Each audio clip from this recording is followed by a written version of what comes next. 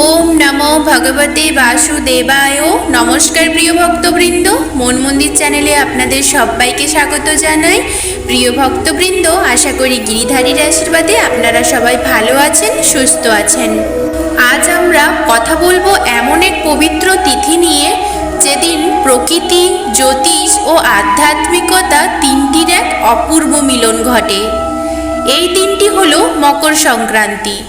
হিন্দু ধর্মে খুব কম তিথিই আছে যা তারিখের বদলে সূর্যের গতির ওপর নির্ভরশীল।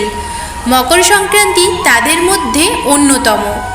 2026 সালের এই মহাপুণ্য তিথি পালিত হবে 14ই জানুয়ারি। আজকের এই ভিডিওতে আমরা জানব মকর সংক্রান্তি আসলে কি, কেন এই দিন এত পবিত্র, এই দিনে কি কি অবশ্যই করা উচিত আর কি করা থেকে বিরত থাকা দরকার, সূর্যদেবের উপাসনার প্রকৃত নিয়ম এবং কিভাবে এই দিনটি আপনার জীবনকে ইতিবাচকভাবে বদলে দিতে পারে। ভিডিওটি শেষ পর্যন্ত দেখবেন, কারণ শেষ অংশে থাকছে ভক্তদের জন্য বিশেষ আধ্যাত্মিক বার্তা। মকর সংক্রান্তি কি? মকর সংক্রান্তি সেই দিন যেদিন সূর্যদেব তার দক্ষিণায়ন যাত্রা শেষ করে উত্তরায়ণে প্রবেশ করেন। এই সময় সূর্য মকর রাশিতে গমন করেন, এই কারণেই নাম মকর সংক্রান্তি। শাস্ত্রমতে উত্তরায়ণ হলো দেবতাদের দিক আর দক্ষিণায়ন হলো দেবতাদের রাত্রি। অর্থাৎ এই দিন থেকে আলো বাড়তে থাকে আর অন্ধকার কমতে শুরু করে, আধ্যাত্মিক শক্তি বৃদ্ধি পায়। এই কারণেই এই তিথিকে বলা হয় আত্ম উন্নতির সূচনা তিথি।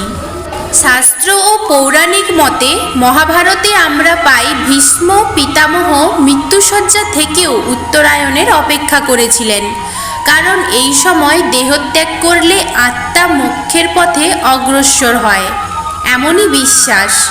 সূর্যদেবের মাহাত্ম্য। হিন্দু দর্শনে সূর্যদেব শুধু গ্রহ নন, তিনি প্রত্যক্ষ দেবতা। তিনি প্রাণশক্তির উৎস, কর্মফলের দাতা, স্বাস্থ্য ও আত্মবিশ্বাসের আধার। এই দিনে সূর্যোপাসনা করলে পাপক্ষয় ও পুণ্যবৃদ্ধি হয় বলে শাস্ত্রে বলা হয়েছে। পবিত্র স্নানের গুরুত্ব। মকর সংক্রান্তির দিনে গঙ্গা, যমুনা, নর্মদা, গোদাবরী কিংবা যে কোনো পবিত্র নদীতে স্নান করা অত্যন্ত পুণ্যদায়ক। বিশেষ করে গঙ্গাসাগরে এই দিনে বিরাট মেলা বসে। মকর সংক্রান্তির দিনে একবার গঙ্গা স্নান শত অশ্বমেধ যজ্ঞের ফল প্রদান করে। যারা নদীতে যেতে পারেন না তারা বাড়িতে স্নানের জলে গঙ্গার জল মিশিয়ে স্নান করতে পারেন। এই দিনে কি কি অবশ্যই করবেন? প্রথমত সূর্যদেবকে অর্ঘ্য প্রদান করবেন। ভোরবেলা স্নান সেরে তামার পাত্রে জল, চন্দন, লাল ফুল, একটু চাল ও গুড় দিয়ে সূর্যদেবকে অর্ঘ্য দিন।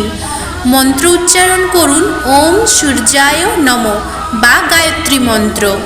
দ্বিতীয়ত দান ও পুণ্য। এই দিনে দান করলে তার ফল অক্ষয় হয়। বিশেষ করে তিল, গুড়, চাল, কম্বল, উষ্ণ বস্ত্র, অন্ন। বিশেষ করে গরিব, বৃদ্ধ ও সন্ন্যাসীদের দান করলে মহাপুণ্য লাভ হয়। তৃতীয়ত হলো তিল ও গুড় খাওয়া। তিল ও গুড় শরীর গরম রাখে, সম্পর্ক মধুর করে। লোকাচারে আছে তিল গুড় খাও, মিষ্টি কথা বলো।